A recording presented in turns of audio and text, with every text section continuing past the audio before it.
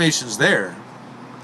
You know, the reason the press exists, the free press, is to vet, is to investigate, to sniff around. It hasn't been happening lately. Yeah. And so, if that's your source of news, well, that's the news you're going to get. Thank you. Yeah. Let me close out because I don't want to hold us up from dinner. So let me close out with one question for you, John. Just real quick.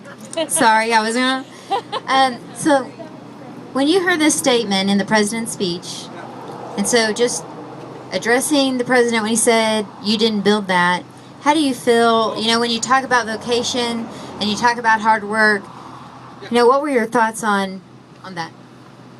Yeah, I remember specifically.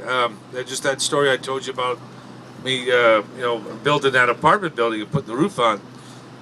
When my kids were younger, we lived in another part of the country from where that apartment building is. But I go back visit my family, since they were that big. Now they're this big, but they were that big. Every time I turned that corner, I'd say, "I built that." You know, and every year we go back to visit.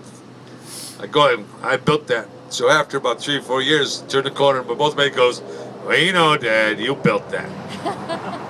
But that's again who we are. We build things. One of the biggest companies in the country, actually, there's two big companies I know of. These guys started in their garages.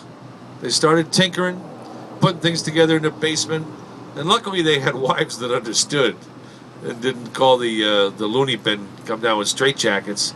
These guys had ideas of, well, I think if we spent all their time doing it,